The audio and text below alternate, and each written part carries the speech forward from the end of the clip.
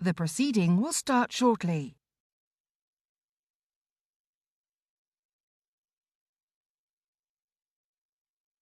The proceeding will start shortly.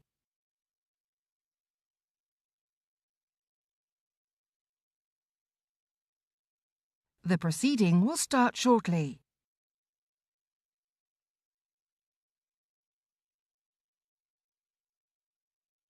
The proceeding will start shortly.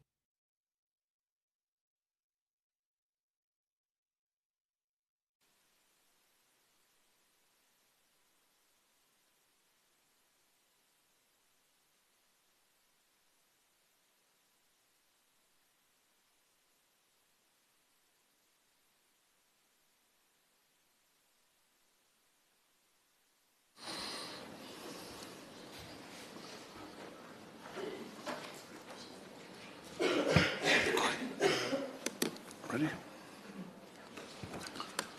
Order. I call on Nick Fletcher to move the motion and speak. I beg to move that this House has considered E-petition 622847 relating to a statutory duty of care for higher education settings. It's a pleasure to serve under your chairmanship today, Sir Robert.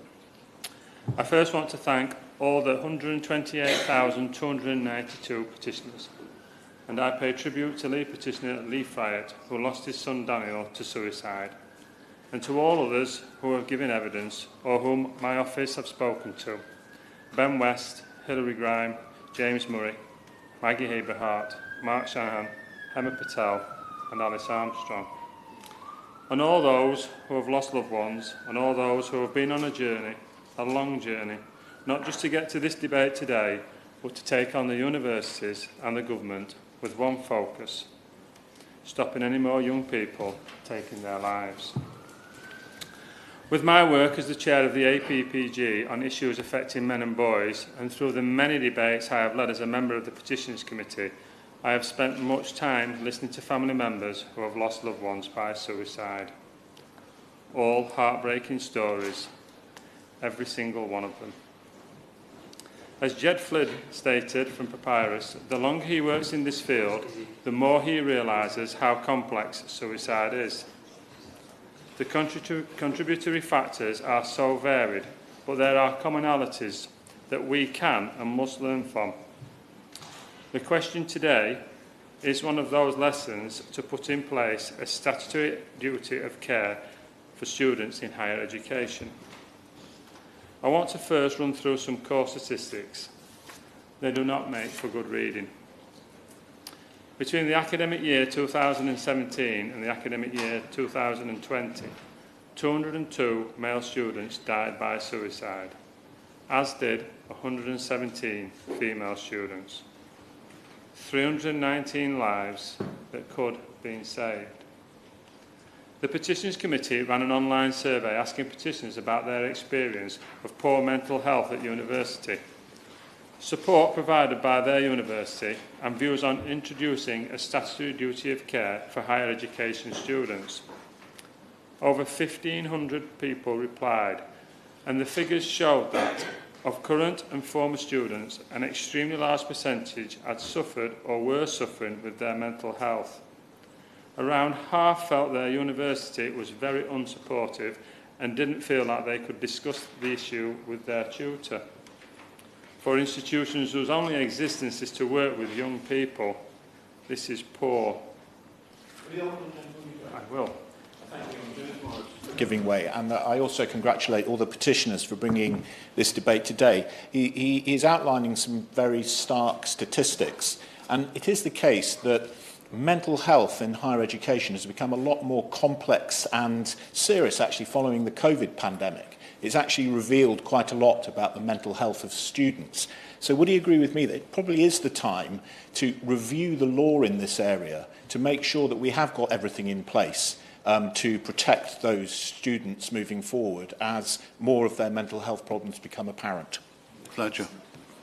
I remember for his contribution, and I couldn't agree more. And as I move further along in my speech, you will hear more of my thoughts on that. Back to the survey. Petitions and Guardians parents and guardians, are as equally disappointed, with 79% stating they disagree or strongly disagree that the current mental health support for university students is adequate. A large percentage also thought if their child was showing signs of mental health issues, the university would be in contact. We will learn later this is not always the case. I will indeed. I'm extremely grateful for giving way. Would he agree that where a student at university attempts suicide, that their parents should be told? I find it inexplicable that that is not the case currently. And secondly, there are currently suicide prevention guidelines, as I understand it, the Universities UK has drawn up. The Vice-Chancellor of Bristol was talking about them this morning. Would you agree with me that as an interim measure, they shouldn't be optional for universities, they should be compulsory now? Thank the Honourable Member for his contribution. On his first point, with regards to not contacting parents, I do believe that some universities are using GDPR as an issue. And in my experience, safeguarding always overrides GDPR. So I think that's definitely something that we really need to be looking at. With regards to the guidance, I'll speak later on that. But thank you for your contribution. Back to the survey again. Overall, the survey showed that support for students varies significantly across the 200 plus universities and higher education settings. And both students and parents expect better. I do have a list of some terrible examples of stories I have heard. Students being told by email that they are being asked to leave their university. By email. 0 marks being given without explanation and no one to immediately talk to. Emergency contact numbers not being called in times of crisis, as my honourable friend has just mentioned. Deaths being announced before family members could tell their wider family. Universities deleting student records in advance of any coroner's inquest. Data protection rules being wrongly used to not tell parents, again as we just mentioned, and a general lack of training. Given students paying £9,000 every year to universities, the question is this acceptable? Please. The Honourable Member for allowing me to intervene, and also the very, very powerful speech that he's making. As many of you know, this is a subject that is incredibly difficult for me to talk about, given my personal experiences. But I would like to highlight one of my constituents, Myra Fawkes from Menai Bridge. She was in her second year at pharmaceuticals at Cardiff University when she received an automated email from the university hours before her death saying that she had failed her exams and would not be moving on to her third year. Does my honourable friend agree that this is completely unacceptable? Thank you. Fletcher. I thank the Honourable Member for her contribution, and I do know how important this subject is to her personally. And yes, I do agree that that kind of behaviour from these universities is appalling. I mean, their entire being is about young people, and they really need to do better than this. The petitions have called for a statutory duty of care akin to the employers having such a duty of care for employees to protect them from foreseeable harm caused by either direct or indirect actions. Parents said a duty of care would improve communications with families, as we've seen, that definitely needs to happen. It would take into account extenuating circumstances and offer further support.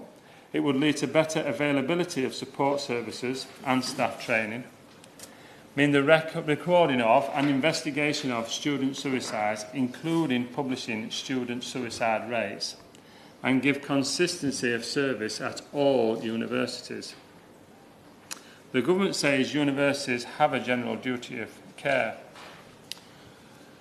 There is a case at this moment in time where that found not to be the point, but because this is an appeal, there is an appeal in respect of this, it's not possible to discuss the details any further at this moment.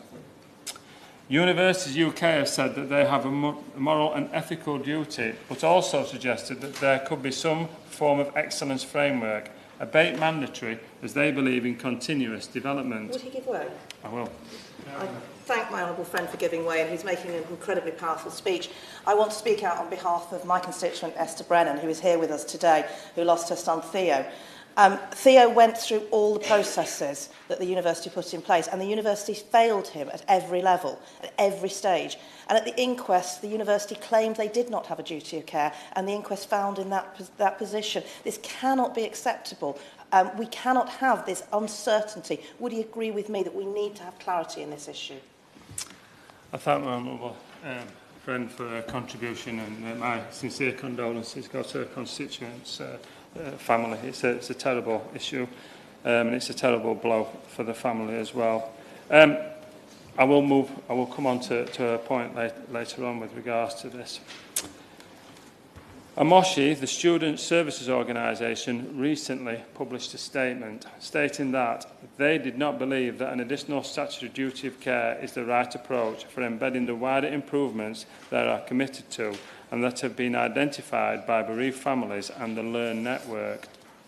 Papyrus agrees also with them that there should not be a statutory duty of care and instead a more societal approach should be taken. Further questions from my research that have risen are, why are not all universities implementing the trusted contact system and then actually using it?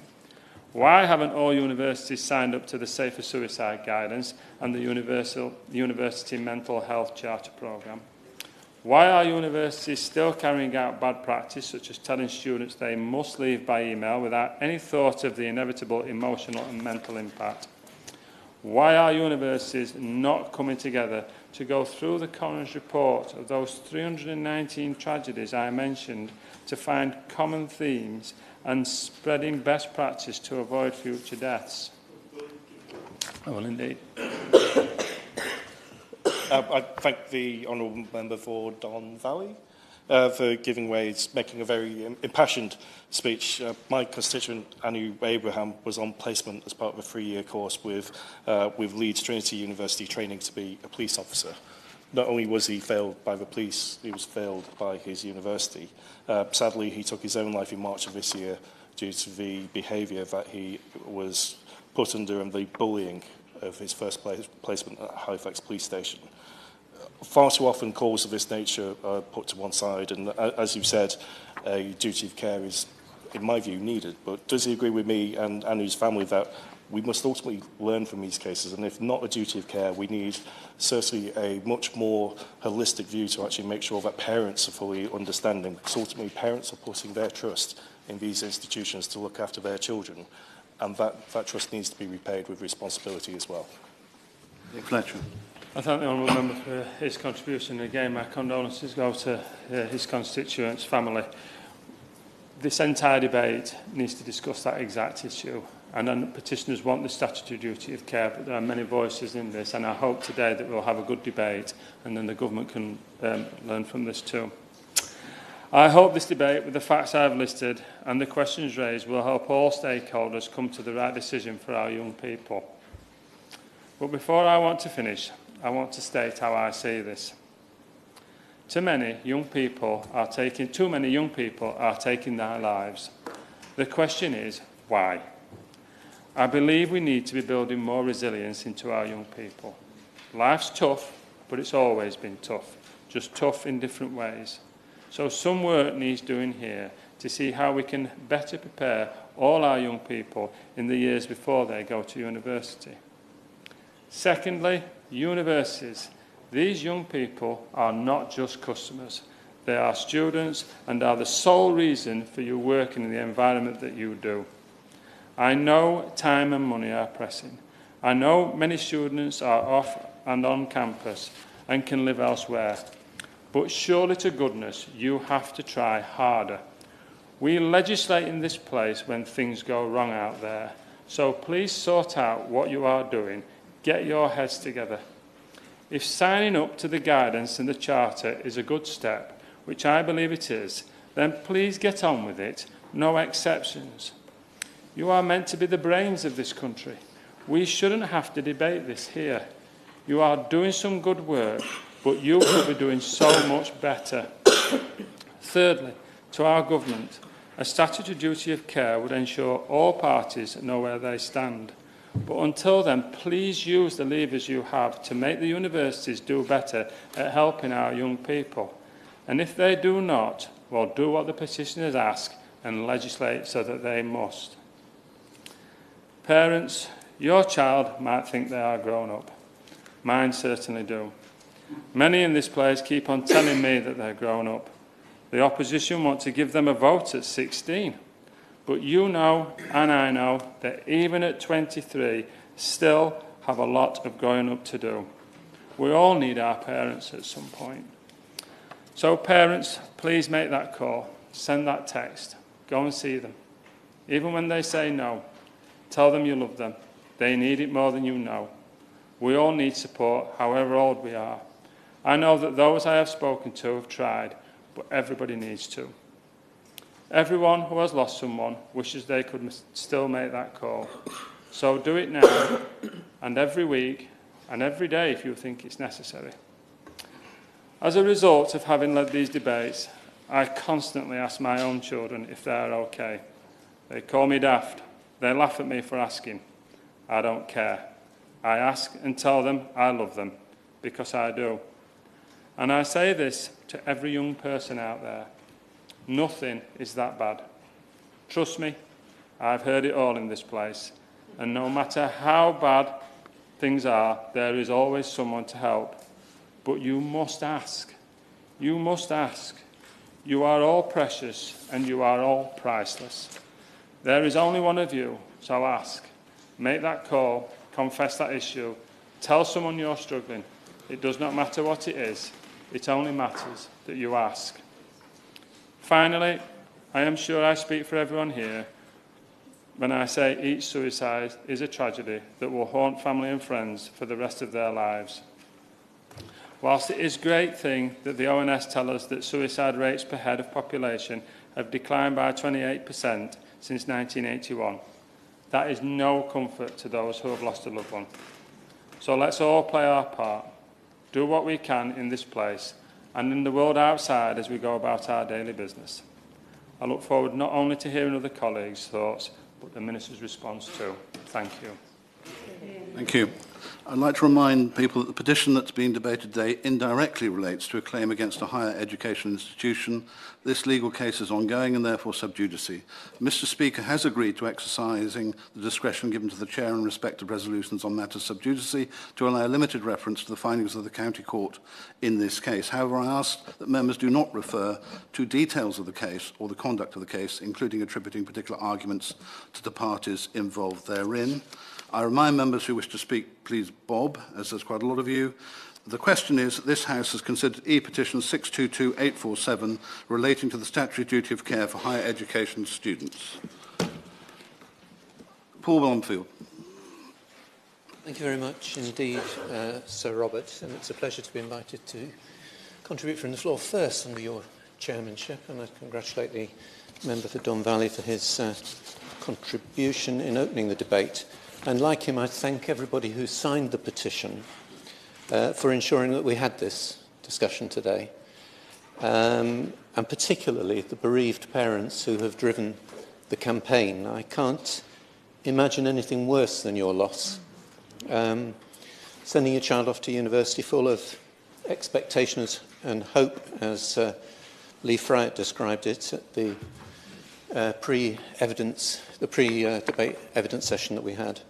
And then finding that journey, that excitement, ends in the tragedy of suicide. Now, I chair the all-party parliamentary group for students, which was set up to provide voice for those studying in further and in higher education in this place. So I've followed the issue very carefully. I was pleased to join the recent Learn Network event in Parliament and listen to all of the personal and powerful testimonies, particularly those from parents. And I was also pleased to be invited to join the Petitions Committee pre-debate evidence session in advance of today, and have read the transcript for that part of the session that I missed. All that I've learnt from that convinces me that today's debate is necessary.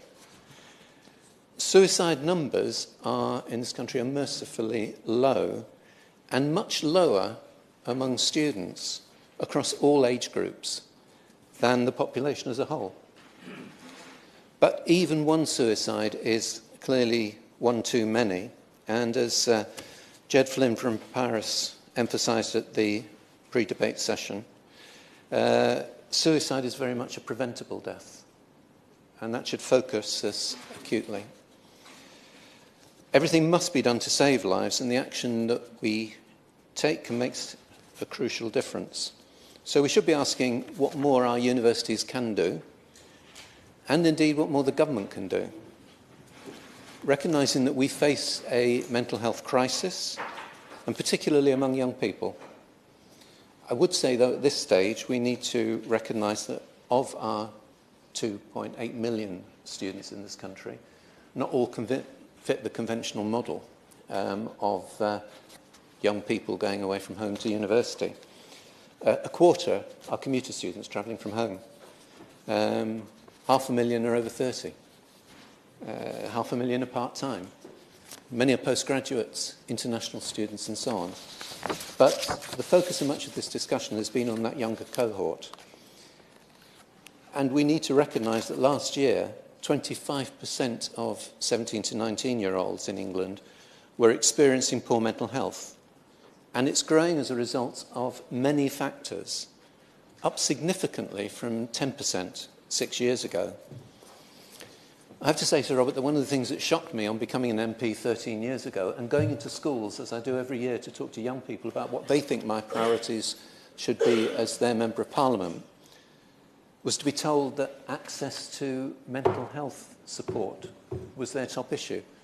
And it's been repeated almost every year that I've been into schools, as has, and those young people kind of emphasise the inadequacy of the support.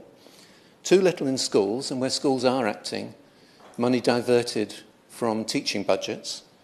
Too long to get a first appointment with CAMHS after referral. Too little treatment because of the way that sessions are capped, even once getting into CAMHS. And so it's probably no surprise that so many students are entering university with mental health problems. UCAS estimates that over 70,000 enter every year with a mental health condition, but around half of them told UCAS in a survey that they'd not shared this information prior to entry to universities.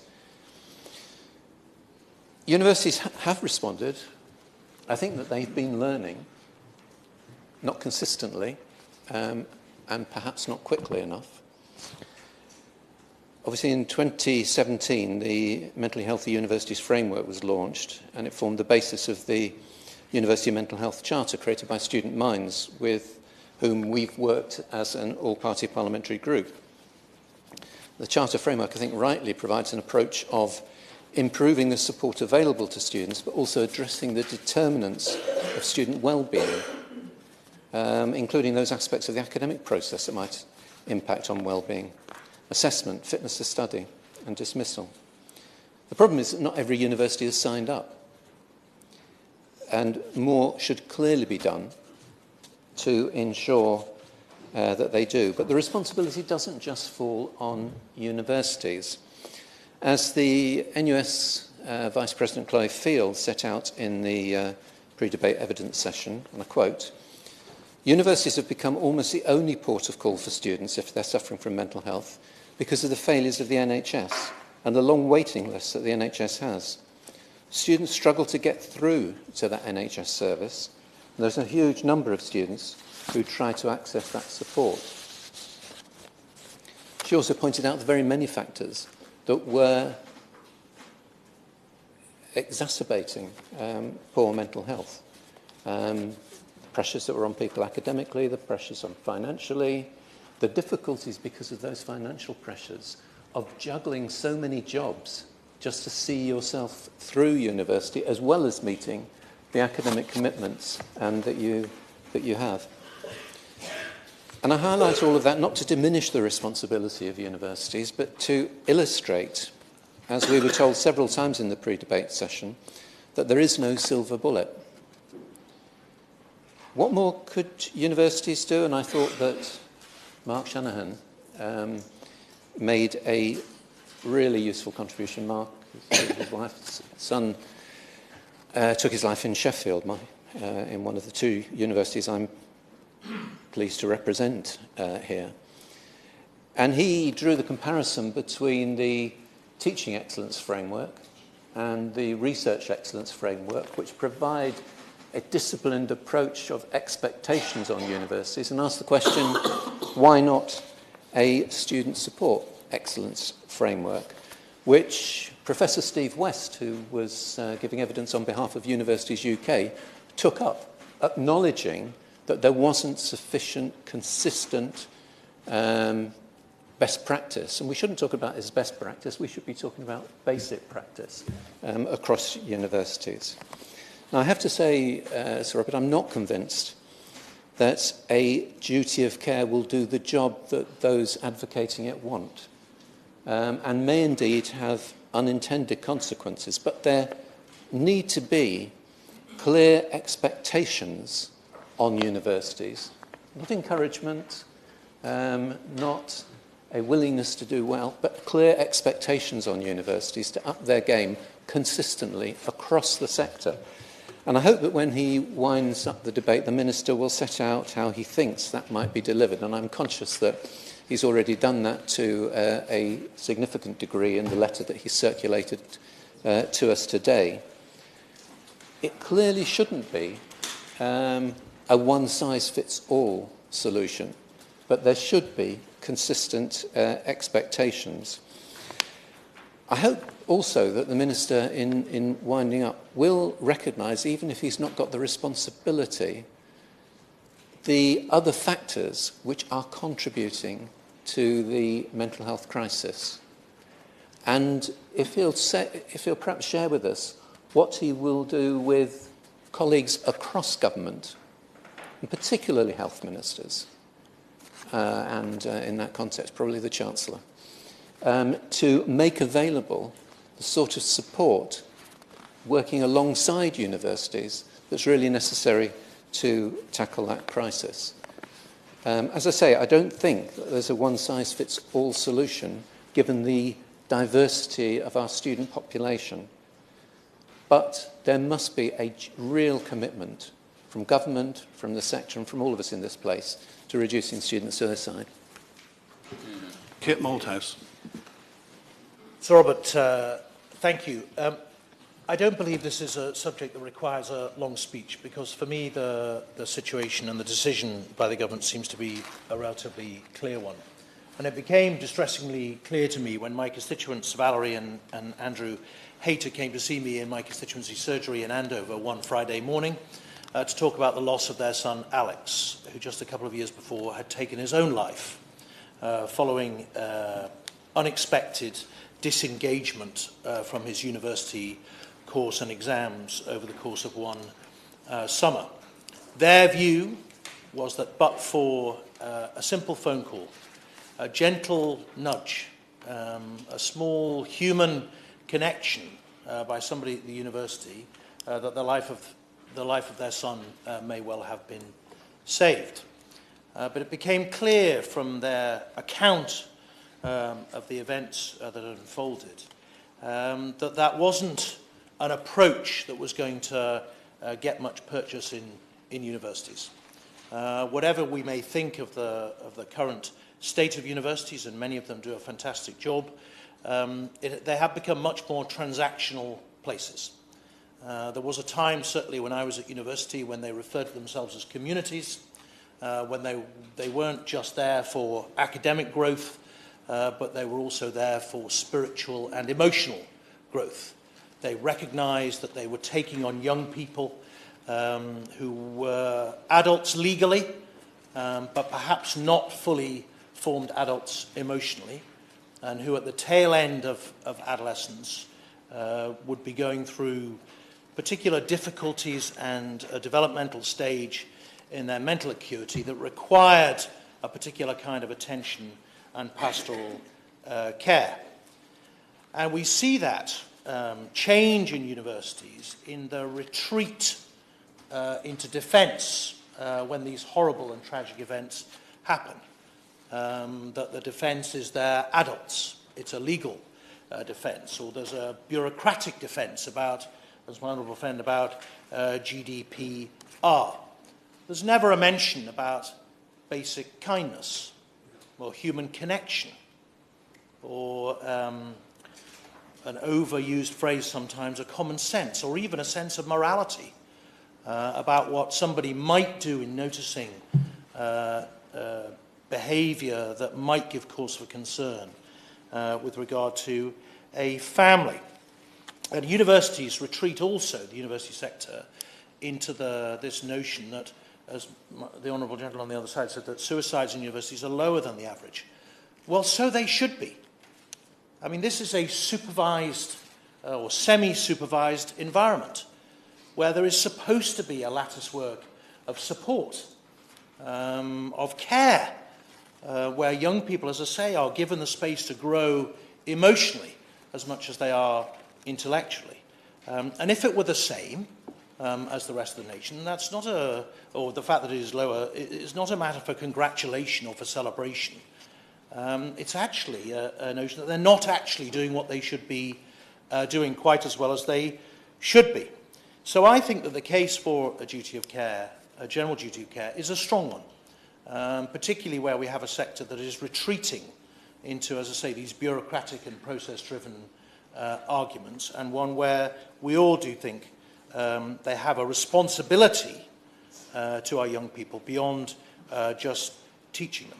Now, the government has said that it believes there's a duty of care that exists already in the common law and in the general duty of negligence for universities. Well, that is going to be decided by the courts. There are coroners, more than one coroner, who believes that is not the case. But most importantly, Sir Robert, there are far too many parents who believe that is not the case, far too many families who have seen and felt in their own lives that that is not the case, and who often feel dealt with in a casual or offhand way. And they feel that their kids are not disposable and should not be forgotten, and there should be some change to prevent them going through, anybody else going through what they have gone through. And there's much talk, isn't there, and there has been, about mental health support in this debate and more widely. And universities, to be fair, have done a lot. And the government has spent a lot of money and given money to universities specifically for mental health support and care. And the NUS has done some work, and there's others as well. But I hope the Minister will agree with me that the best and most basic mental health support you can get is a loving family. And the idea that families should be excluded from this process, particularly where somebody is exhibiting distressing or alarming or even unusual behaviour in a university, seems to me inhuman and immoral. So I would ask the Minister, in his summing up, because he is a thoughtful and an independent-minded man, to possibly depart from the government line hitherto, and perhaps to undertake in this debate to think again about this notion. We've imposed an awful lot on universities, given their new freedoms, the fact that they've now become very often big businesses. We've imposed an awful lot on them to do other things. We have an office for students to guarantee kind of quality of courses. We've just imposed legislation on them to guarantee free speech. Why wouldn't we impose something on them to try and guarantee the safety and the lives of our children? Thank you. Kelly Foy. Calling me to speak, and I'd like to thank the Honourable Member for Don Valley for leading this debate this afternoon, and may I thank the 25 families behind this petition, which has well over 100,000 signatures, and express my sincere condolences to all of them. And may I also extend my condolences to Lee, Hilary, Mark and Ben, and thank them for their appearance at the Petitions Committee last month. University should be an exciting, life-changing experience for young people and their families. It shouldn't be life-ending. No parent should ever be told that their child has taken their own life, not ever. And the fact that over 100 students take their lives each year reflects that there's something seriously wrong with the current system. And I must say, I think the government's response to this petition has been quite insensitive. How can a government say to families who've lost their children that it would be disproportionate to implement a statutory duty of care? Disproportionate to whom? 100 students are taking their lives every year. If there had been a statutory duty, they might be here today. And what we have now is a general duty of care, and let's be frank, a general duty of care just doesn't work. And if it did, we wouldn't be here debating this petition this afternoon. And last year, a senior judge ruled that no relevant common law duty of care existed in a case by a bereaved family against university. So we could say that a general duty of care doesn't even exist. And this needs to change. The petition we're debating it's the right response, it's fair, and it's just and it's reasonable, and it has my support. A general duty of care it's too vague, it doesn't provide clarity or consistency. A statutory duty of care would change that, and it would give students and their parents peace of mind that they're protected. And the Minister said that there may be unintended consequences of legislation at this time. What does the Minister think that they'll be? And while the Minister's here, I want to put on record the wider mental health crisis among students. As we've heard, the NEUS has found that a third of students feel that the cost of living crisis is having a major impact on their mental health. And there's been a mental health crisis at universities for over a decade now. And it only makes matters worse that those who are in crisis have to wait ridiculous lengths of time to see a professional. And finally, I say to the Minister today, please do the right thing. Ignore the advice of your department and implement this petition. It's sensible and it's justifiable, and it will save lives. And we owe it to those who've lost their lives. Thank you, Chair. Thank you very much, Sir Robert. The campaign that led to this debate today came to my attention when I first met my constituent Hilary Grime and her son Hamish in December of last year. Hilary's daughter Phoebe was a pupil at Cranbrook School in my constituency, and there she'd been a happy, outgoing student who loved surfing and loved ice hockey. But she struggled when she moved to university, and on the 5th of June 2021, exactly 2 years from today's date, she tragically took her own life in her university accommodation. The pain and ramifications suffered by families who have lost a child to suicide are unimaginable. But very sadly, there are many other parents and families who have been touched by similar devastating losses in their lives. There are over 2.8 million students in higher education in England and Wales.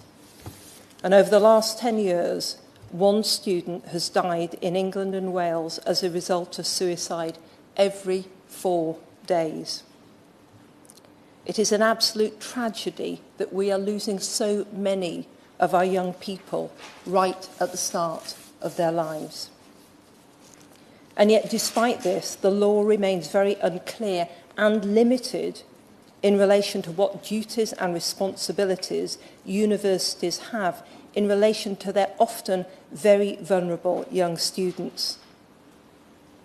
The law in its current form was tested recently, and in that case, a claim of negligence failed because the judge found no relevant duty of care existed. In contrast, the government's response to the petition appears, on the face of it, to have a rather different expectation of universities. They said, and I quote, "Higher education providers do have a general duty of care to deliver education and pastoral services to the standard of an ordinarily competent institution. And in carrying out these services, they are expected to act reasonably to protect the health and safety and well-being of their students.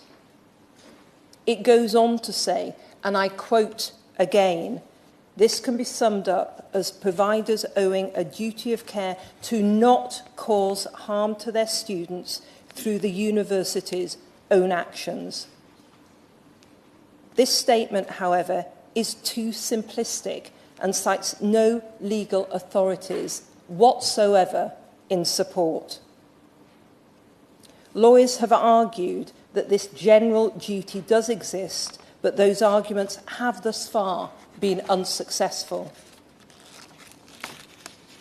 In a question put to the government in March of this year by the Shadow Minister for Higher Education, the government conceded, and I quote again, the existence and application of a duty of care between higher education providers and students has not been widely tested in the courts.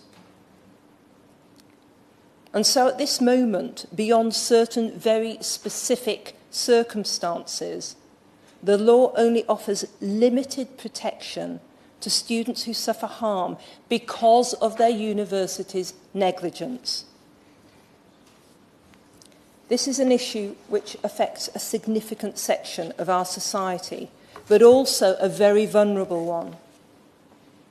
University students are adults in law, but they are often living away from home for the first time in their lives. They are sometimes located great distances away from their established support structures of school and home. University students are not covered by the laws that protect students at primary and secondary school, nor do they receive the legal protections afforded by employment.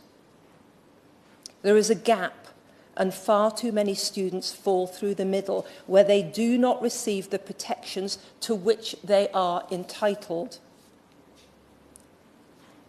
Some progress has been made in recent years in terms of prevention.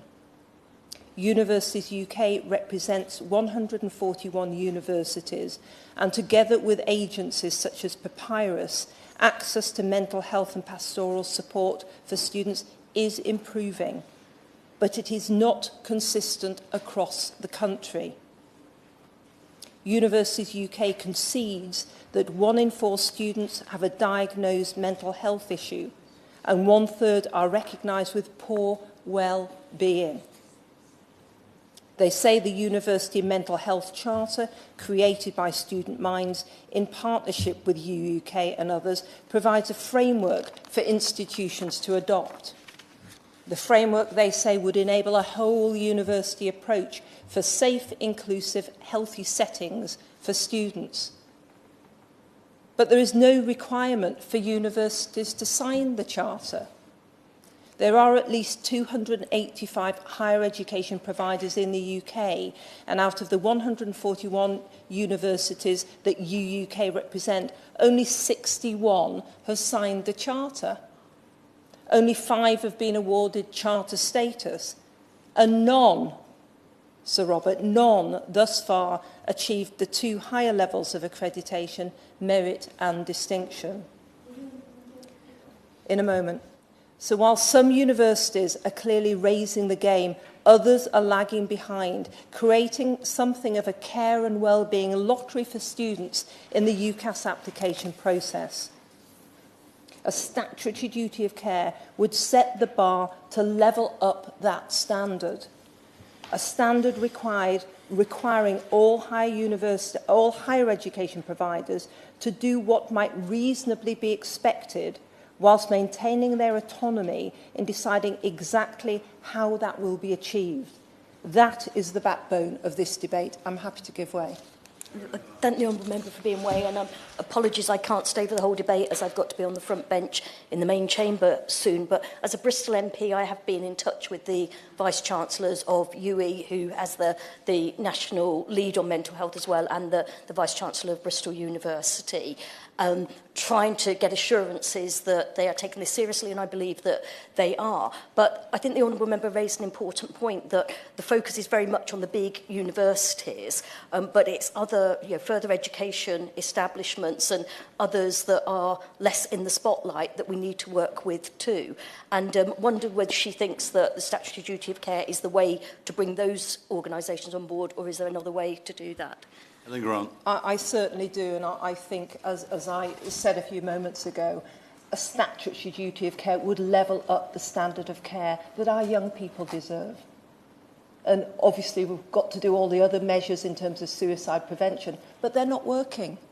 It's not sufficient. We need both. We need more, and we need clarity within the law, and we certainly have not got that at the moment. I certainly will. Very grateful to Honourable Member for giving way, and apologies for Sir Robert for my Select Committee duties prevent me from being here for the start of this debate. I think what I'm hearing here is the Honourable Member mentioned that 1 in 4 students are saying that they have mental health challenges. Surely a more transparent framework or a duty would give students confidence to come forward to the universities and seek help and support. So often I can imagine that where they are facing mental health challenges, they feel that there's nobody to turn to, and they don't necessarily have the confidence that institutions. Surely that duty of care would help them to come forward and share those struggles. I think a statutory duty of care certainly would help, but we need everything. It's a multi-pronged approach, and I'll come on to that in a moment. Suicide is a complicated issue. Preventing it requires many, many different approaches, and in that respect, I want to say something about 2 other important related issues.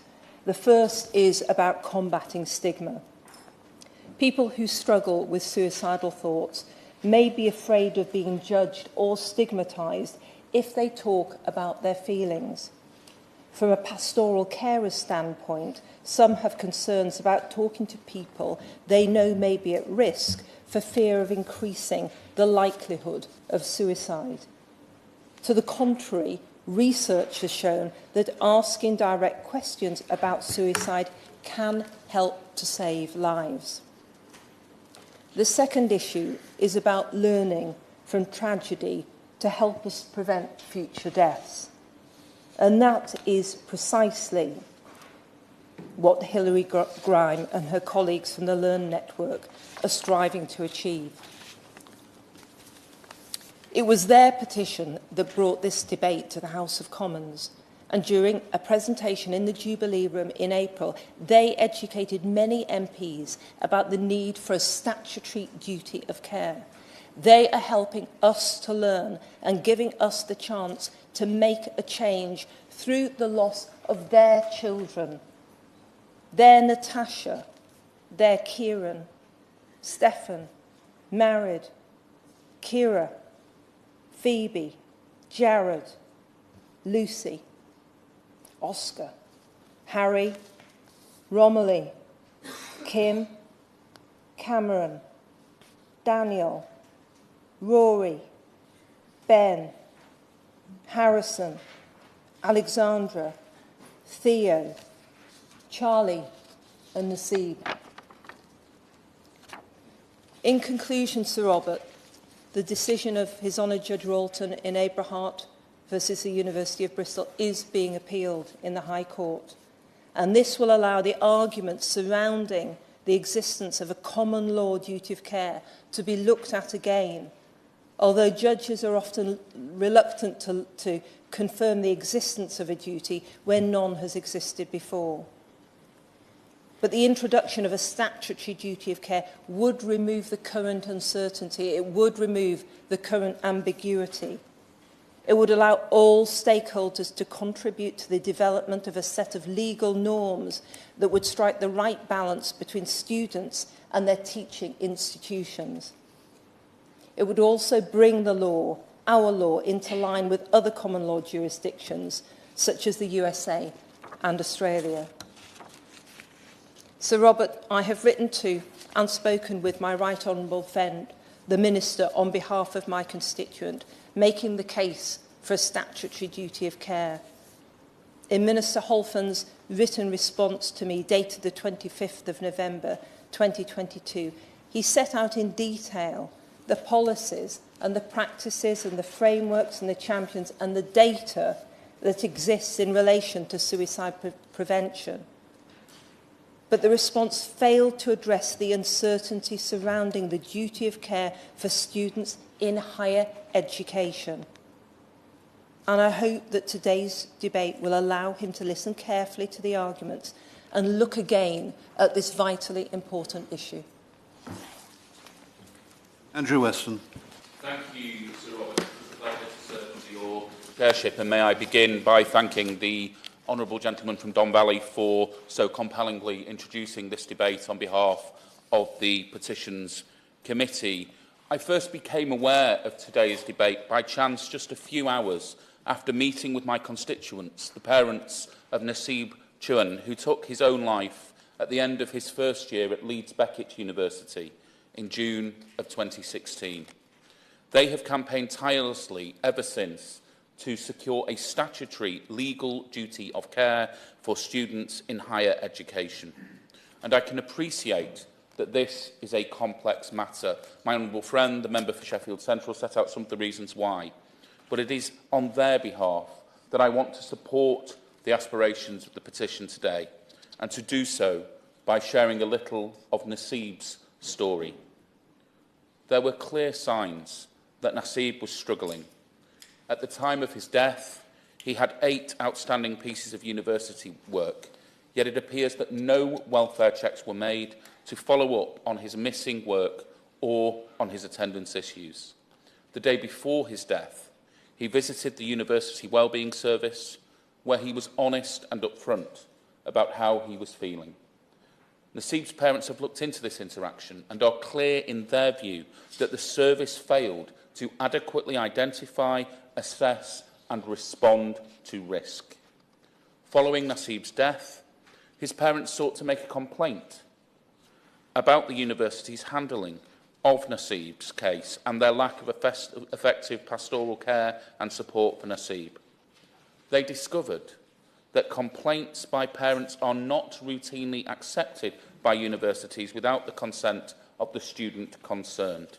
This is, in fact, discretionary, despite it being the case that in such tragic circumstances as this, consent is impossible, Sir Robert, as the student has already passed away. That is an absurd position for grieving parents to be in, and is a result of the lack of regulation in this area.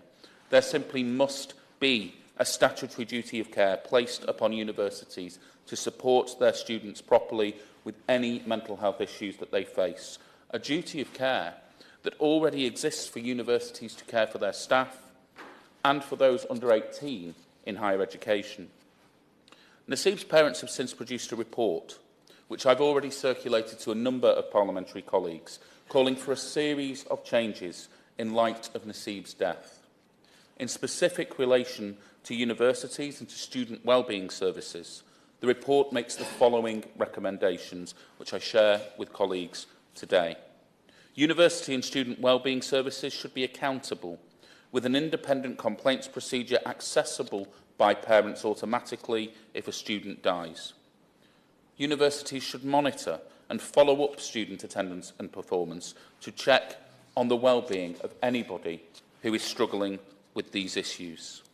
University staff should be trained in suicide risk and prevention, along with mental health. Students should have a clear pathway if in academic crisis. Universities should work with the coroner and keep records about student suicide, and student wellbeing services should have training on suicide and keep appropriate records. These recommendations should not be too much to ask for. They are reasonable and they are proportionate. They would almost certainly fall within the requirements of a statutory legal duty of care from universities to their students, which is why I am so supportive of the petition we are here to debate today.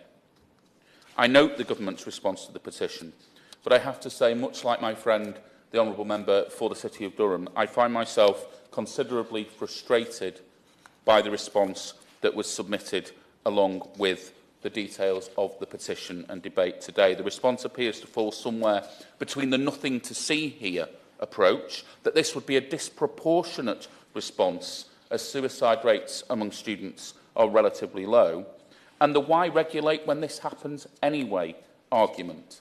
Except if this happens anyway, what is the problem with regulating existing practice?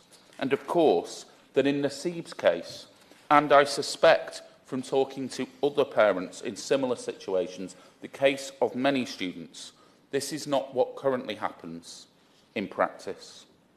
It is for this reason that I hope the Minister will have listened to the debate today and will respond positively to the arguments made. It is for this reason too that I thank everybody who signed this petition, Sir Robert, and that I pay tribute to Naseeb's parents for their campaigning in the face of such devastating personal tragedy. Andrew Richardson. Thank you, Sir Robert. It's a pleasure to serve under your chairmanship today. I'd like to thank my honourable friend, the member for Don Valley, for opening the debate today and his tireless work supporting the mental health of men and boys. I would also like to thank the 394 petitioners from my constituency of Guildford, which is also home to the excellent University of Surrey. I should also declare that my eldest child is currently a university student. Whilst I recognise that universities are autonomous, the petitioners today are reasonably, in my view, calling for a statutory legal duty of care for students in higher education. I'm grateful to my right honourable friend, the Minister, for sending a very detailed letter to all colleagues across the House as to why the government believes the statutory duty is not required, and I'm sure he will go into more detail as to the government's position when he speaks later in the debate. I also acknowledge the significant funding that has gone into the university sector to support mental health and the government's drive in setting a target for the universities to sign up to the Mental Health Charter by September 2024. I'm also grateful that the government has stated that if they do not see a proactive and positive response from the sector, they will ask the Office for Students to explore targeted regulation to protect students' interests. Government is also right to be wary of unintended consequences, but the main thrust of the government's argument seems to be that we must wait so as to not stifle innovative projects. I love innovation, and universities are particularly well placed to innovate, but I'm afraid that it's too late for the families who are here today who have lost a loved one to suicide whilst at university, and it will be cold comfort to those families who will lose someone in the coming months and years whilst the government waits. Both from reading the evidence given to the Petitions Committee and my conversation last week with Dr. Mark Shanahan, who is a politics professor at the University of Surrey in my constituency and is here today with his wife Jackie, having tragically lost their son Rory, it is clear to me that the families are not looking to replace the work that has already gone into the mental health support for our young people. They're not trying to reinvent the wheel, nor do they wish to seek retribution. They simply wish to fill a legal gap, an anomaly, when my understanding is that there is a duty of care in place for further education students, no matter their age. We have worked so hard to bring parity of esteem between FE and HE for society to recognise the value of apprenticeships in particular. It is a shame for our world-leading university sector that any parent listening today could deduce that they are more likely to be contacted by the provider of their family member's education if there is a mental health crisis, if they choose further education. Not all 18-year-olds are ready for university. Not all 18-year-olds should go to university. Some 18-year-olds and their families have no idea that they are neurodiverse until they go to university. Such has been the level of support and coping mechanisms in place until then. And all of us know that the prefrontal cortex doesn't fully mature until about the age of 25. Potential changes in diet, misuse of alcohol and or drugs, sleep disturbance or deprivation can wreak havoc on the neurotypical. For the neurodiverse, they can spike anxiety and a downward spiral very quickly. There are no protections for these students if they are undiagnosed. I've had the sadness as a constituency MP of having to support parents of university-aged children who have had psychotic episodes and have had to be hospitalised. It's horrific. Once you know your child is mentally not well, you never stop worrying that you've just had your last phone call or text message with them. When you can't contact them, that worry escalates. It doesn't ever really disappear over that child's lifetime, and I speak from personal experience. As has been mentioned, there have been instances of misunderstanding of GDPR which has led to no contact with family. The university sector clearly needs to improve its understanding of how to use GDPR properly. Each young person going to university could have an automatic nominated point of contact in case there is a mental health concern or crisis.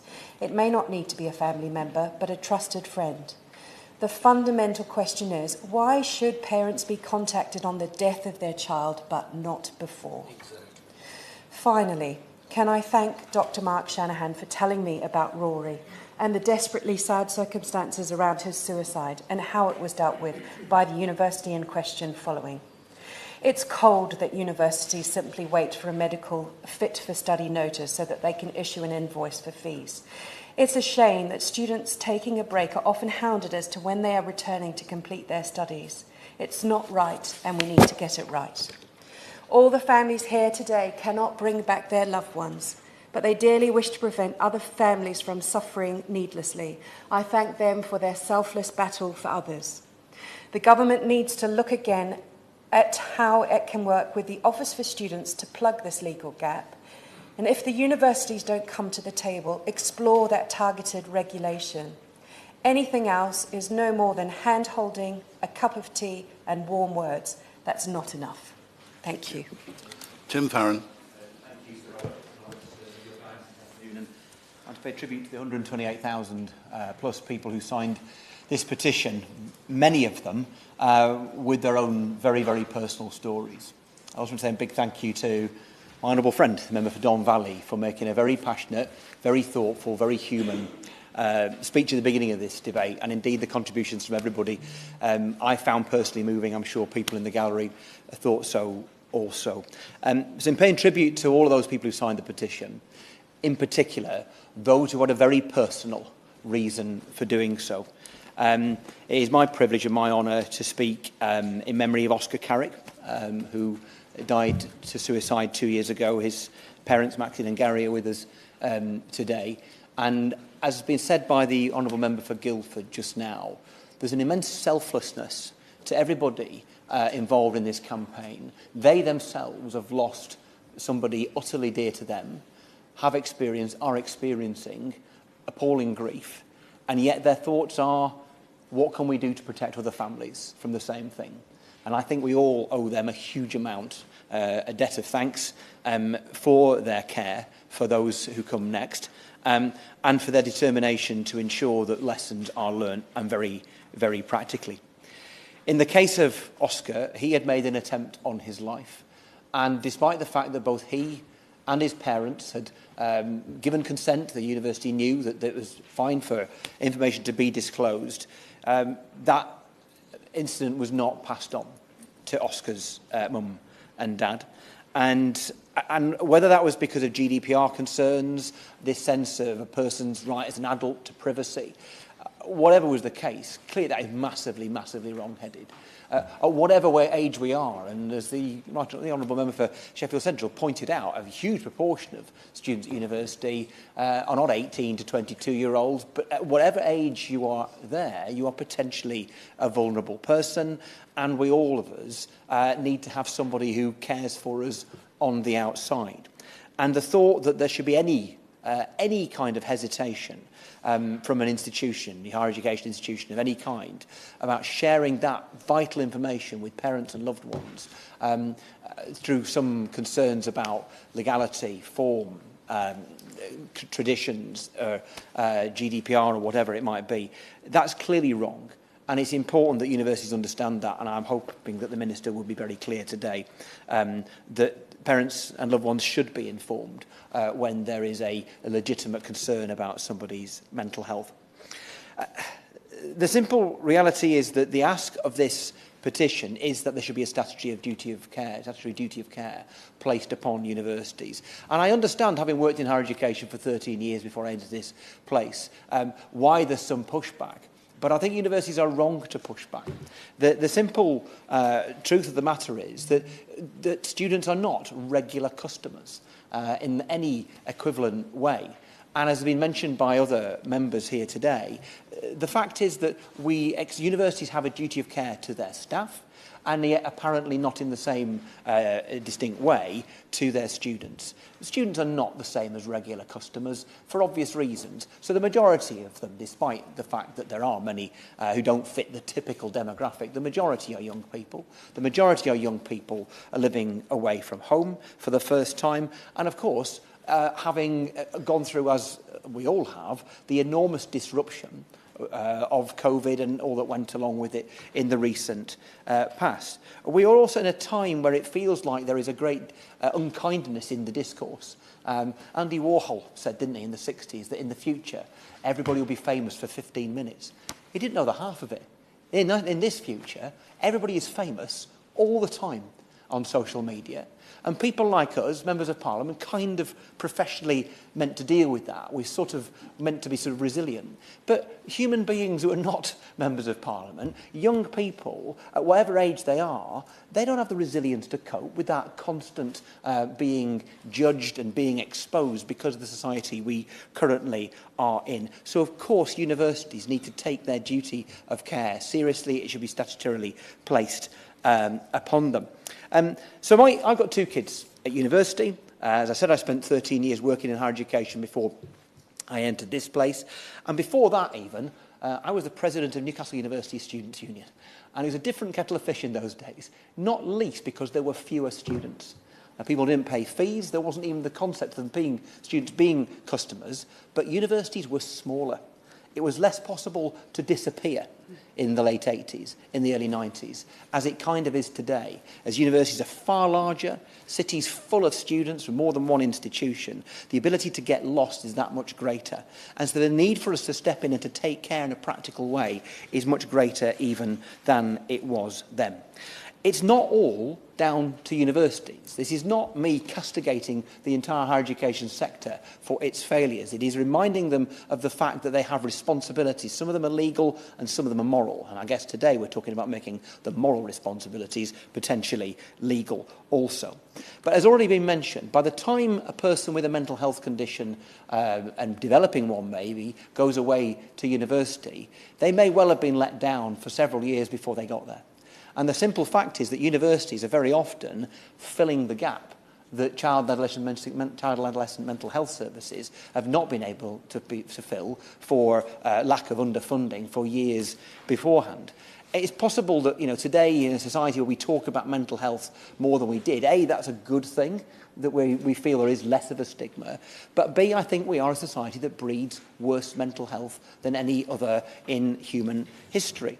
And we talk about parity of esteem and how we treat mental health and physical health the same, but we don't, do we, Sir Robert? If a 18-year-old, 19-year-old playing rugby or cricket or football or whatever, or running, breaks their leg at a weekend, they're straight into the system there and then, that day, and the healing begins there. But if something invisible in that young person breaks, not visible to the eye, they may wait, and if it happened to them when they were 14, they may wait months and months and months, even for their first appointment to be seen. So clearly this is something that we all own and all have a responsibility to, not just the higher education sector. It's also worth bearing in mind, surely we have to learn the lessons of the importance of building resilience in youth, not just dealing with poor mental health, but building good mental health. I go running not because I'm ill, I go running to try and fight off middle age, to try and make sure that I stay relatively well. And the same with our mental health, that we look after our mental health before we become unwell. And young people need help to do that. It's why outdoor education is so important and should be integrated, residentials, into every child's learning experience at primary and secondary schools, so that we're able to build that sense of resilience when tough times come. But it's also just worth bearing in mind for all of us that, as has been said, suicide is a preventable thing, which in many ways is the most heartbreaking thing about talking about it. I know that from personal experience of one of mine who passed away in that same way, thinking there is something I could have done, any of us could have done. But suicide is a preventable thing. And I want to pay tribute to those people like Papyrus, who do such wonderful work in engaging in supporting suicide prevention, but also to the three dads, Mike, Andy and Tim, whose efforts to draw attention to their own plight, having lost their daughters, Beth, Sophie and Emily, and trying to make sure, again, like the families who are here today, that others don't experience what they did, by trying to build into the curriculum suicide prevention and recognising the importance of that. We must, all of us, take that responsibility, but as this is a debate which is focused upon the petition, asking higher education to step up to the plate and to accept that duty of care, indeed for the government to impose it upon them. Let us remember that we entrust our young people into the hands of august higher educational institutions. It's so important that as we do entrust our young, predominantly young people, into their care, they respond by providing that care, that kindness, paying attention to those needs, not letting anybody drop between the cracks, and making sure that people's loved ones back home are always kept informed of how they are, so that they can intervene and prevent appalling tragedies occurring again in the future. Thank you very much, Sir Robert. And look, throughout this debate, we've heard of a number of very tragic stories, and it's clear that this is a problem that's affecting many families up and down the country. And I'm afraid I'm going to add the case of another, which is the case of Harry Armstrong Evans. And his parents, Alice and Rupert, have been running a campaign in his memory. He came from Launceston, actually, in the constituency of my honourable friend, the member for North Cornwall. But because my constituency has the only university in Cornwall, they also approached me since they felt this was important. And their son Harry had actually had an exceptional set of exam results right through his time at Exeter University, but then went from being a star pupil to having an unexpectedly very set of poor results in his final year. And as a result of that, he was in anguish, obviously, and he turned to his course tutor to try to reach out to him and to discuss this. And unfortunately, it was during half term, and the course tutor was not around. He was away, and obviously, as a result of that anguish, he sadly took his life after that. And the great tragedy is that his parents, weren't aware that there was a problem. They had no reason to expect that he would have this unexpectedly bad result in that final year, so saw no reason to reach out to him to say, don't worry if it doesn't go well in this final year, or to try to broach that conversation with him. And I think a number of colleagues have said this afternoon that suicide is preventable. And I think it's important that we recognise that while it's preventable, that doesn't mean that always there is someone else to blame. Because all of us, when we've seen suicide among family or friends or work colleagues, there's always, I think for everybody, a sense that they just wish they knew. If only they had known that there'd been a problem, they would have reached out to somebody to tell them that there was no need to worry, no need to be concerned. And I think it's important that with the universities, we're clear to them that while saying we think there's a case for a statutory duty of care, we're not necessarily saying that they're to blame for everything that might have happened. We're all just collectively saying there are things that we could do differently, that there are, this is preventable, and that if we work on getting things right, we can reduce the number of such tragedies, for suicide is always a terrible tragedy. Now, following the death of Harry, Alice and Rupert launched their own parliamentary petition, calling for something that they've called Harry's Law. And this focuses specifically on the issue of requiring universities to, at the very least, publish the suicide data that they have. It would simply require that where coroners inform universities that there's been a suicide of an enrolled student, that university has to declare and make that information public. And I would say to the Minister that if he's resistant at this stage to go all the way for having a statutory duty of care, or if he's advised by departmental lawyers that such a step is unnecessary and doesn't add much, at the very least, could we just require universities to publish that suicide data, because if they were required to publish that data, I think it's likely that they would pay much more attention to the work that they do, the pastoral care that they support, to avoid these terrible tragedies. Now, Alice and Rupert Armstrong-Evans have also proposed that linked to this, if there is a university that is performing particularly badly and has a highly disproportionate number of such suicides, that they should potentially be placed into some sort of special measures or be given the support that they need to make sure they get in place the right kind of pastoral care. So I hope that the Minister will, if he's not willing to do a statutory duty of care for universities on this, at the very least, look at what can be done to improve the transparency of data, requiring universities to publish that data as a first step, and then maybe the issue of a statutory duty of care can be considered at a future date.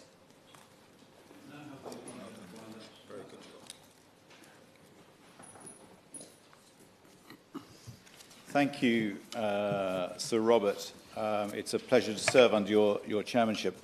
And can I express my particular thanks to the Honourable Member for Don Valley for bringing this debate, but also his impassioned speech. And I want to thank all members who've contributed to today's debate, all of whom I believe have spoken with a degree of respect and understanding. I can only hope members of the Learn Group network will feel due justice to their campaign. Today's debate is the culmination of the Learn Group's tireless work, the ability for members of the group to turn their grief into such a formidable and effective political campaign is remarkable and to be commended. And I want to thank all those who have signed the petition. In terms of the Learn Group, I have had the privilege, Sir Robert, of meeting many of the parents, most recently at the parliamentary reception. And I have to say that that event left a lasting mark on me, as well as all of my colleagues who attended that. The powerful testimonies were incredibly moving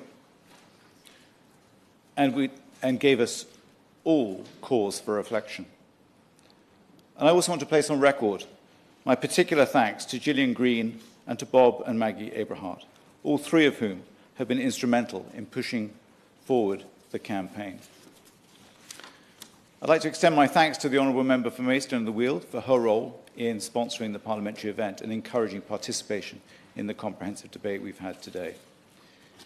Perhaps I could just turn to what I think have been very reflective and considered contributions from around the Chamber.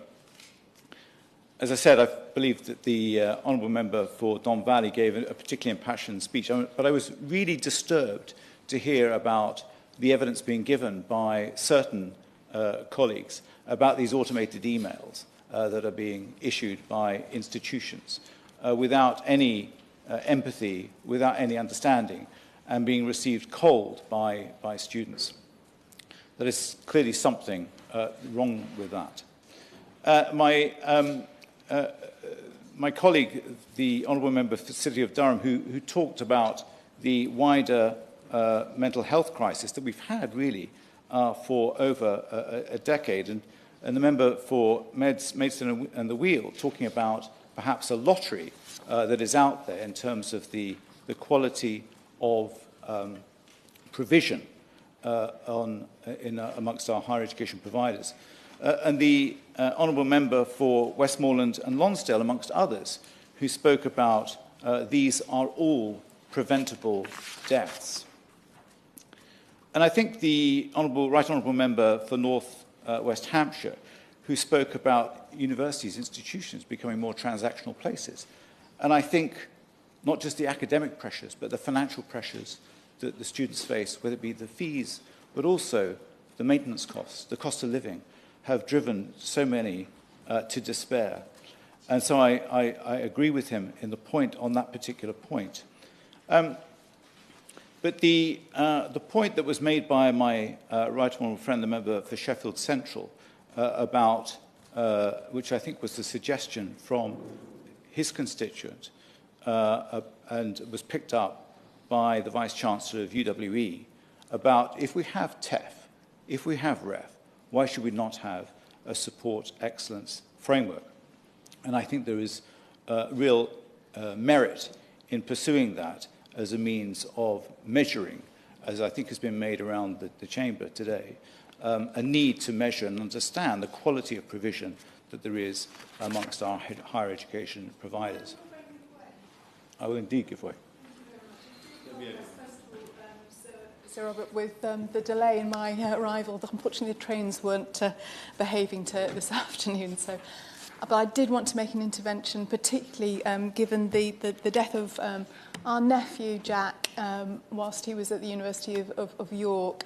And one of the things that we put to the coroner and to the university was that, in addition to making sure that there was training for all university staff at all levels, not just departmental, not just front-facing, all levels involved with the administration, that it was important as well that there should be a named advocate, if not a parent, that can be raised, can be notified if there are concerns about the mental health of any students. So I wonder if you'd agree with me that's a practical way forward.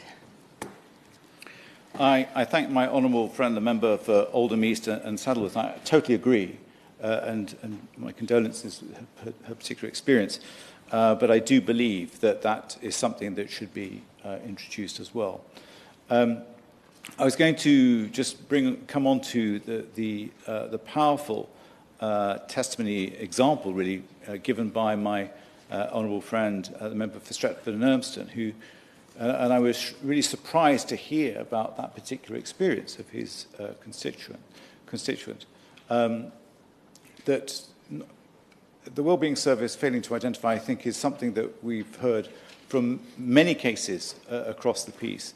But I think it was that particularly absurd and impossible situation and totally insensitive situation that a family should find itself in that I was most disturbed by. Sir Robert, if I can, I'd like to move on to some wider points. And really, of all the parents that I've met from the network, their diversity and number are painful reminders that no family is immune from the consequences of the mental health crisis affecting many students on campus today.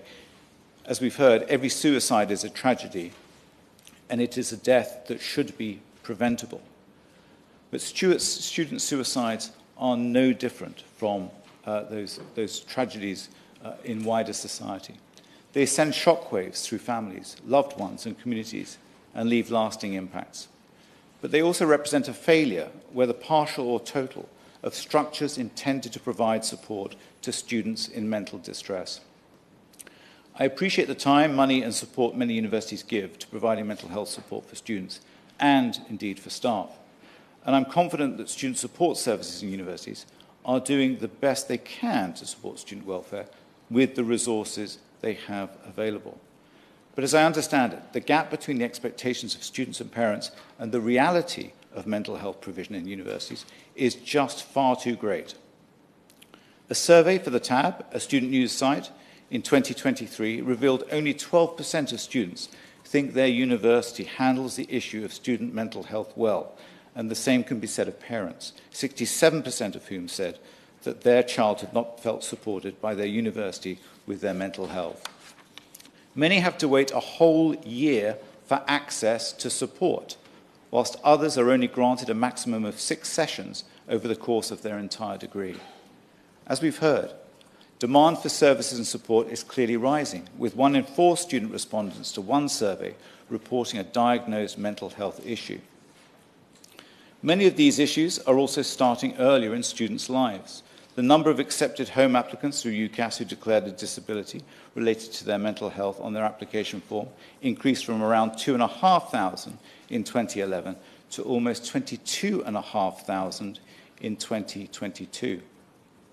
We should also not be blind to the effect of recent trends on student mental health, notably the cost of living crisis, as I was just saying. 90% of students surveyed by the NUS, the National Union of Students, in September 2022, said the rising cost of living had negatively impacted their mental health. It is almost impossible to argue there isn't a serious mental health crisis on our campuses. The question then, Sir Robert, becomes what can we do to remedy it and prevent further unnecessary loss of life. The UK higher education sector, by the unfortunate necessity described above, is likely to be at the forefront of needing to tackle wider trends in mental health problems in society, and that's a point that was made by the Right Honourable Member for North West Hampshire.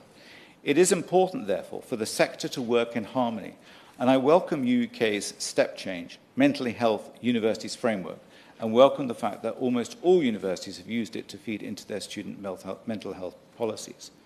In my many visits to higher education providers, I also always insist on meeting with the students and their representatives, and mental health is always a topic I cover. It is clear that among institutions, approaches vary, but that some have designed comprehensive strategies to ensuring student welfare is central and integrated into the experience. These are centres of excellence that I would want to see replicated across the piece. Where best practice is well-informed, widely applied, comprehensive and open to constant improvement, I believe the sector can create strong support structures for students. However, I was concerned to read comments in the Petitions Committee evidence session that best practice guidelines were being adopted inconsistently with little accountability. If true, that needs urgently addressing, and I implore UUK to investigate as a matter of priority. I note that the University Mental Health Charter has been regularly cited. The principles behind it are certainly worthy. It is somewhat disappointing, however, that less than half of universities are signatories. I welcome the Minister's announcement this morning to require signatories by September 2024. Now, whilst the Charter is not a panacea, it sends an important signal to prospective and current students that a university takes its commitments to student welfare seriously. Absent of a statutory duty of care, clear, unequivocal statements like that would go a long way in assuaging concerns that many have regarding about student mental health provision. However, with demand for services so clearly outstripping provision, surely the time has come for more investment in our young people's mental health. That is why Labour has committed to guaranteeing mental health treatment within a month for all who need it, recruiting 8,500 new mental health professionals to support 1 million additional people a year. With a particular focus on child mental health, such investment might begin to stem the rising tide of the mental health crisis on campus. We would also prioritise ensuring that universities are far more integrated into local National Health Service trusts so that students can readily access services via their campuses and communities. Too often, students feel isolated from these services. I note that the previous Minister, the Right Honourable Member for Chippenham, announced a similar policy over a year ago alongside the Department for Health, so I would welcome an update on this work from the Minister all these months on. In Wales, through the Tertiary Education and Research Wales Act 2022, it requires the new Commission for Tertiary Education and Research to ensure that it is satisfied with the effectiveness of the registered tertiary education providers' arrangements for supporting and promoting the welfare of its students and staff. The point being, it's fine to have a charter, but it has to be enforced. There has to be an audit of how that is actually being delivered by an institution, not that they have a charter mark on a wall. Now, Wales is the first country in the UK to introduce such a requirement for higher and further education providers and to provide for it in legislation. So my question would be to the Minister, has he and will he consider a similar approach for the English regulator, the Office for Students? It is regrettable that rather than investigate a similar statutory requirement to be applied in England in UK parliamentary time, the government has spent 2 whole years attempting to exacerbate cultural war divisions through the passage of the Higher Education Freedom of Speech Bill, when I would argue that this sort of matter was far more of a priority. To that end, I would also be grateful if the Minister could provide an update on the work of the Student Wellbeing Champion in promoting good mental health support amongst higher education providers.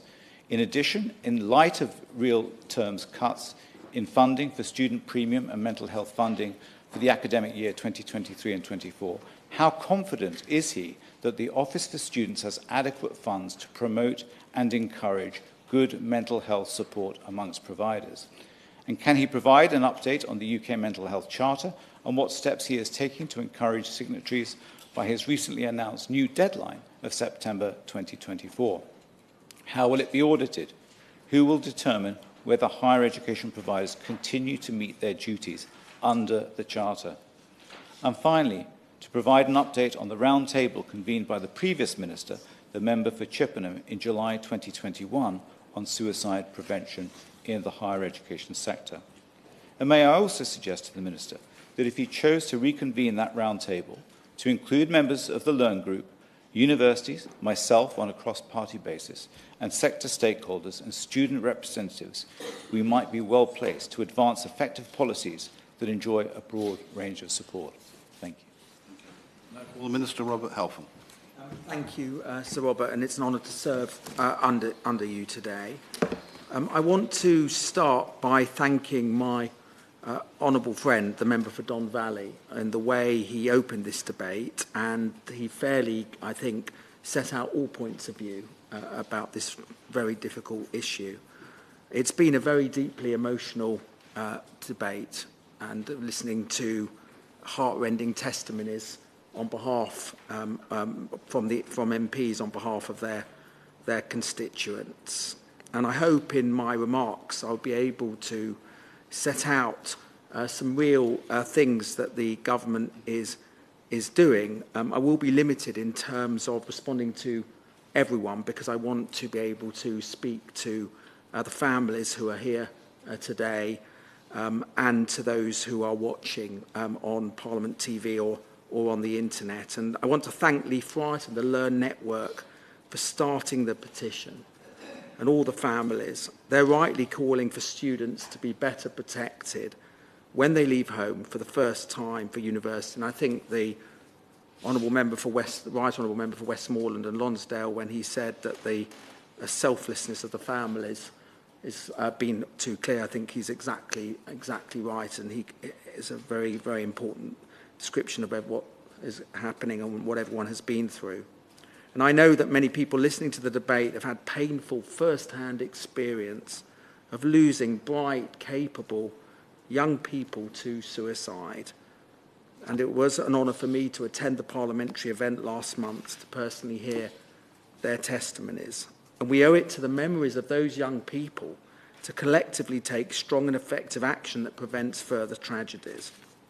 And this, above all else, should be what a government delivers for them. And since being appointed Higher Education Minister and Skills Minister by the Prime Minister last year, I've made it a priority for my department. And I just want to set out what our approach will be. First, funding and resourcing vital services, and I know that is a concern of the shadow spokesman, and I very much welcome the constructive way he set out his argument today. The second is spreading and implementing best practice. And the third are clear responsibilities for providers and protection for students. First, in terms of funding, so to deliver the determined interventions that are needed, we need the right funding, absolutely. That's why we've invested £3.6 million via the Office for Students to establish student space. Nearly 300,000 students across the country, since its launch in 2020, have benefited from free mental health resources and confidential support that this online service offers. We've also asked the Office for Students to distribute £15 million to this academic year, so support can be targeted towards students who are starting university for the first time. This funding will also enable effective partnerships between providers and local NHS services so students can better navigate the pathways for better mental health provision. And these NHS mental health services are receiving record funding through the NHS long-term plan. By March 2024, we will see an additional £2.3 billion extra per year above 2018 to 19 levels going into mental health services in England. And as a result, a further 345,000 people under the age of 25 will get the mental health support that they need. A number of members have talked about the mental health charter, and especially the Honourable Member for Sheffield Central. And It has been acknowledged that the university sector has made some important strides in recent years to develop clear mental health support frameworks, working with charities and experts. The Suicide Safer Universities framework provides guidance on suicide prevention for university leaders. There's also now a post-vention best practice on providing compassionate and timely support after a suspected suicide. And building on these foundations, Student Minds developed the University Mental Health Charter, setting the principles for a whole university approach to mental health. And this includes the need for mental health training relevant to the role of individual staff, an issue I know that the Learn Network have raised. The Association Charter programme is not a panacea, but a process, one that enables continuous improvement and which has already raised standards in the sector.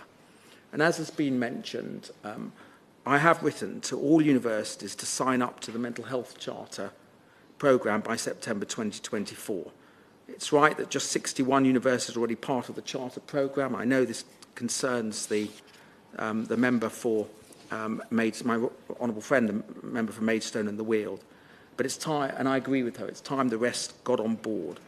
It's time that parents and students have the confidence that a safety net is in place, whatever university they've chosen to study at. Providers who don't have degree awarding powers aren't eligible, but can still follow the Charter's principles. And there is an Association of Colleges Mental Health and Wellbeing Charter for colleges. And I think it was my right honourable friend, my honourable friend for Guildford, who talked about palliative esteem and FE actually doing these things, and university should be doing these things as well. Of course, she's absolutely right. And I thank all the further education colleges and providers for all they do to support learners with mental health difficulties as well. I'm confident that higher education can meet this challenge, but I have made it absolutely clear that if this response is not satisfactory, I will go further and ask the Office for Students to look at the merits of a new registration condition on mental health. And to those who fear it would not have the right impact, I want to be clear that any breach of such a condition would be subject to the same sanctions as breaches of other registration conditions. I've been asked about the Student Support Champion, and we appointed Professor Edward Peck. I should, Sir Robert, declare that I was made an honorary professor of Nottingham Trent University when I was Select Committee Chair, just on the record. We appointed Professor Edward Peck as the first ever Student Support Champion in 2022. I'm pleased that he's here today to observe this debate, and I put on record that I'm indebted to him for all his support and wise advice. Professor Peck's worked with the Learn Network to identify 4 more areas where providers should go further to protect students' mental health. Firstly, providers need to identify students at risk early, pastoral care, well before they reach crisis point. UCAS has worked hard to improve disclosure of mental health conditions by breaking down stigma and promoting the benefits of having reasonable adjustments in place from day one. Providers are already finding effective ways to identify students who have not yet disclosed but need help, such as Northumbria's innovative use of student data analytics. And we need to waste no time in rolling this out, but there needs to be a clear action plan by the sector and students to ensure this happens. Second, higher education needs to get behind a university student commitment on a more personalised and compassionate academic processes so that students are dealt with sensitively when they face course dismissal or receive difficult assignment results. I know the Learn Network has raised the importance of this, have also asked for students to be treated fairly. Under this commitment, providers would review their procedures to ensure the circumstances of individual students is considered, including their mental health. Thirdly, lessons from existing reviews of student suicides need to be shared more widely, which I know some bereaved parents have been calling for. To ensure that this happens, we will be commissioning an independent organisation to carry out a national review of university student deaths. That is the best way to ensure these local reviews are done rigorously, to learn from these tragic events and to prevent lives being lost. The member for Camborne and Redruth talked about the suicide data issue. I will come on to what we're doing. I've mentioned about Professor Peck and the review, and it's maybe that's something that we could look at in terms of that. There are issues in the ONS, as he knows, has published the national data on student suicides. I know that there are bereaved families listening today who would particularly like to see Universities UK guidance on sharing information with trusted contacts to be effectively adopted. This has been raised by a number of members. And of course, where possible, parents should be, the information should be shared with parents. There are some issues where students may not want to share, and there are adults. There may be issues of family breakdown, there may be personal issues, where they do not want to share with parents, but having a contact is absolutely, a point of contact is exactly right. And as of May 2023, this year, the Universities UK survey showed that 93% of members have adopted or are adopting the guidance on information sharing already. So we should start to see a change in practice. And this will be a key focus of the implementation task force, ensuring best practice on information sharing with trusted contacts is whether parents or otherwise is fully implemented, and targets for improvement will be set by the task force, which I will come on to. As I've mentioned, Professor Peck is chairing a new higher education mental health implementation task force with its outputs reporting directly to me. It will include bereaved parents, students, mental health experts, charities and sector representatives. Of course, where I'm able to involve the Shadow Minister, I will be pleased to do so. I will in a second. I have got some very important stuff to get through for families, so by the end of this year, it will be asked to put in place an interim plan for better early identification of students at risk, delivering the university student commitment and a set of strong, clear targets for improvements by providers. By May 2024, it should follow with a final report outlining next steps, including on how the sector will publicly report on these progress measures over the coming years. If I could just ask the Honourable Lady to speak briefly, because I've got just more very to say. brief, you're talking a lot of stakeholders there. I'm very grateful to you for giving me. Talking about a lot of stakeholders, we're also talking about UK bodies. I'd just be very keen to understand what engagement you're having with the Minister's having with Scottish Government, with the Welsh Government. All of us, wherever we represent, want to ensure that we are preventing student suicides. Of course, although education is a devolved issue, as the Honourable Lady knows, of course I will work with across the different devolved authorities, absolutely. I mean, it would be absolutely essential and important to learn from each other. And the spokesman for the Labour Party talked about Wales, for example. There's lots that we can learn from. Turning to the statutory duty of care, which today's petition calls for, I absolutely get the arguments for this, and I hope I've demonstrated that I share the petitioner's fundamental aims to protect those who study at university and to prevent future tragedies. If creating this duty for higher education providers towards their students was the right way to achieve this, it would absolutely have the backing of the government. And there are reasons why we believe that this may not be the most effective intervention. And I know that the Honourable Member for North West Hampshire had some important views about this, about bureaucracy and not have it.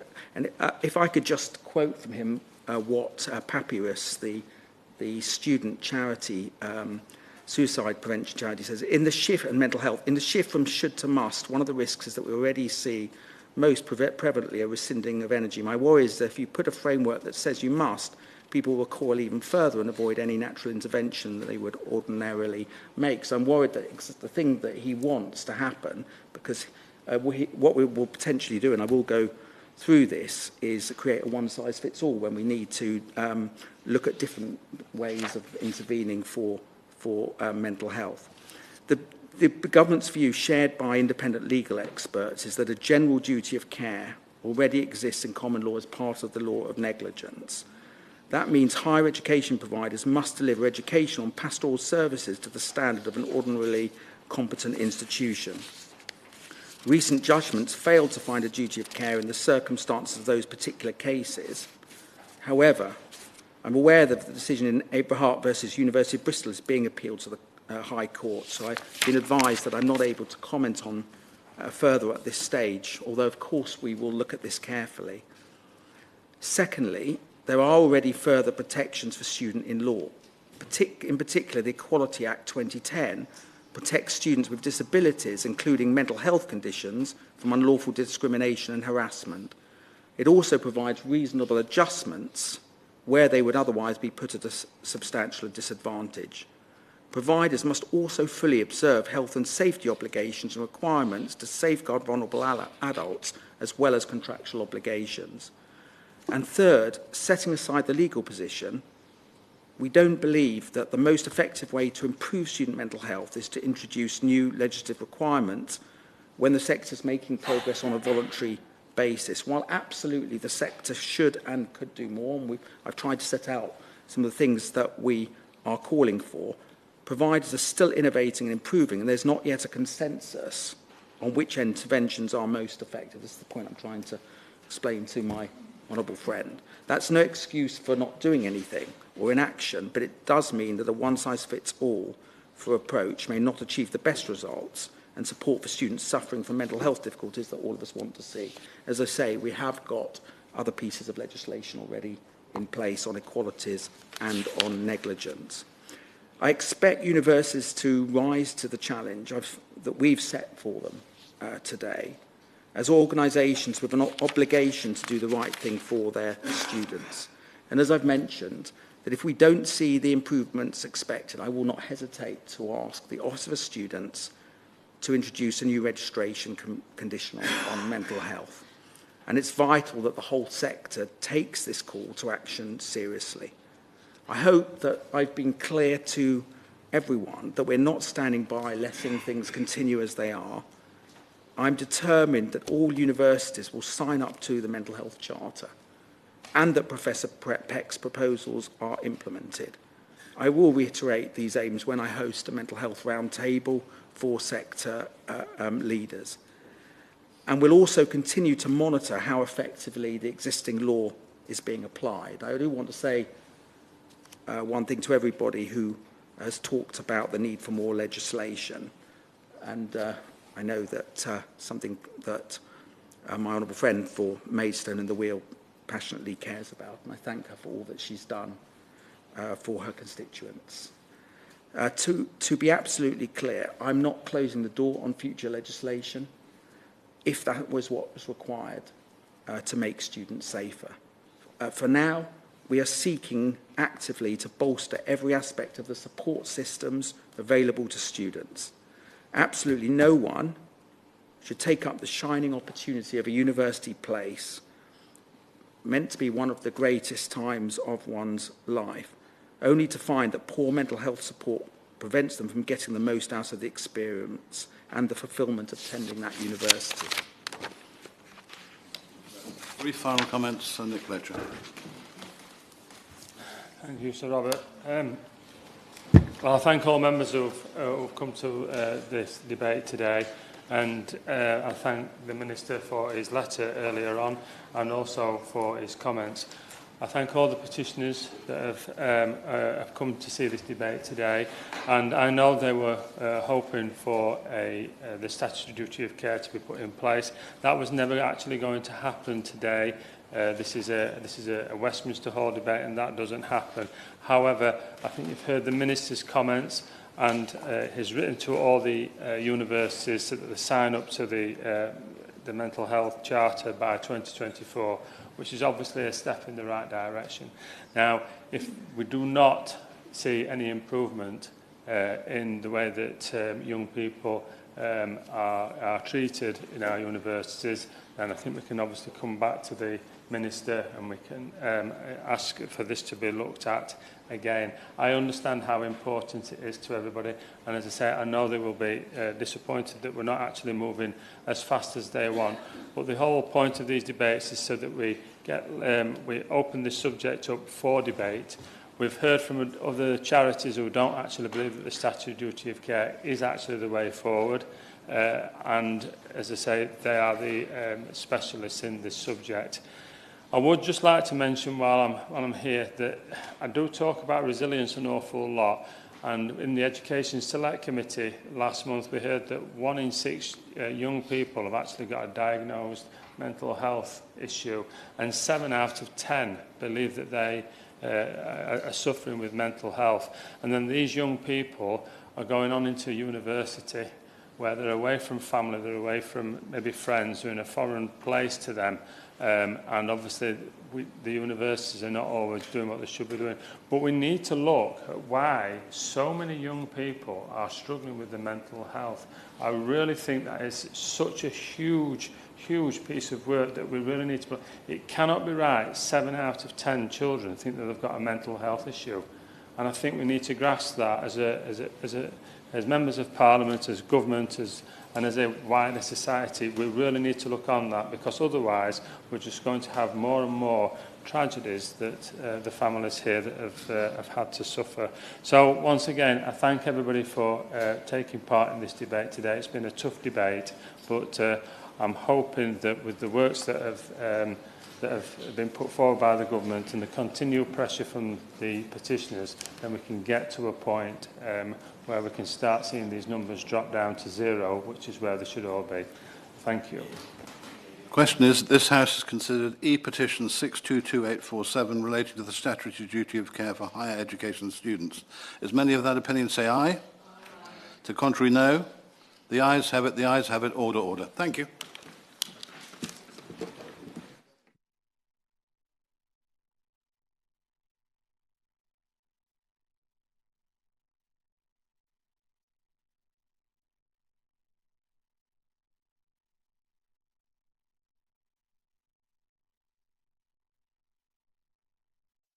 The proceeding has ended.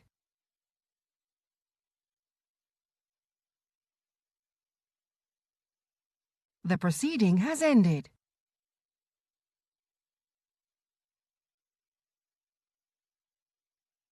The proceeding has ended.